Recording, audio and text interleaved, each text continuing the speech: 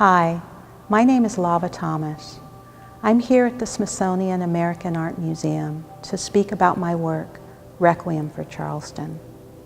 When the news broke of the massacre at Mother Emanuel Church, I was working in my studio on another tambourine piece and a series of portraits of my Southern ancestors. The tambourine is an egalitarian instrument. It's an instrument that's found in cultures around the world, in religious ceremonies. It's also used as a protest instrument, particularly in protest marches during the Civil Rights Movement. My own relationship with the tambourine is a very personal one.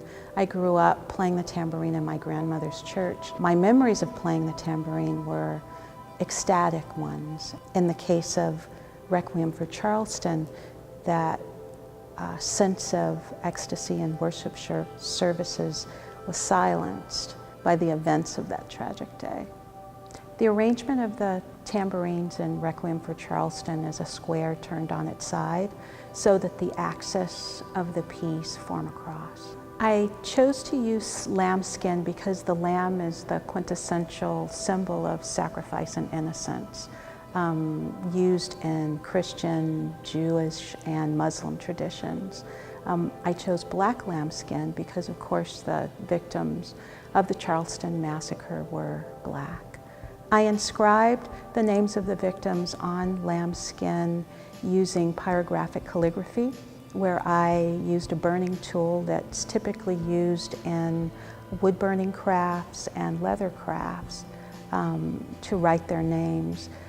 It was a gesture to burn the names in one's memory, but also to recall the violence during slavery when enslaved peoples were branded. I wanted the names to be subtle. I wanted the viewer to have to move very close to the piece to be able to actually read the names and decipher what the names were. I also used black acrylic discs that reflect the viewer's faces so they actually become part of the piece as they're viewing it. I chose to leave some of the tambourines blank in memory of the many men, women, and children who've died in racial violence against churches throughout history. It's my hope that viewers walk away with some sense of, not only with a sense of grief, but with some sense of shared humanity, that this is not just an act of racial violence against Black people during a Bible study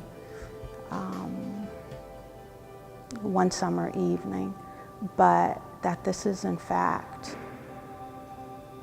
a human tragedy that we all share and have some responsibility in preventing.